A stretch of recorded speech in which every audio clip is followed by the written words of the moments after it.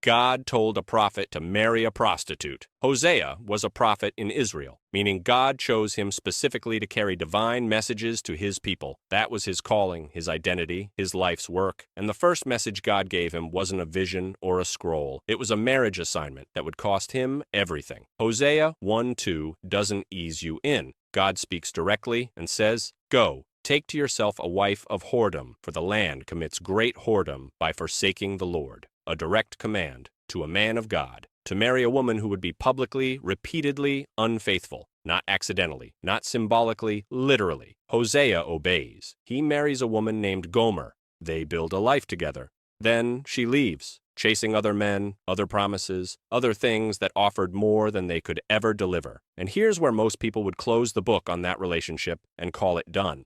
God says the opposite. Hosea 3:1. Go again, love a woman who is an adulteress, even as the Lord loves the children of Israel, though they turn to other gods.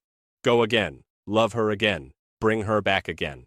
Israel had done exactly what Gomer did. God gave them harvests, protection, a homeland, a covenant, unlike anything any nation had ever received. And they handed the credit to Baal, a false god carved from stone that never spoke, never moved, never gave them a single thing. Hosea 2:8 makes it painfully specific. She did not know that I gave her the grain, the wine, and the oil. Every harvest they celebrated, every meal on the table, every season that turned. That was God. And they thanked an idol for it. That pattern didn't stay in ancient Israel. It shows up every time someone receives a promotion and credits their own talent. Every time a marriage survives a crisis and people say they just got lucky. Every time health returns and no one stops to acknowledge where it came from. Receiving God's gifts without recognizing God's hand is older than Gomer. It's deeply, uncomfortably human. Hosea's willingness to pursue Gomer wasn't weakness. It was a walking, breathing, publicly painful portrait of a God who keeps pursuing people who have no business being pursued. He didn't send a message. He became one.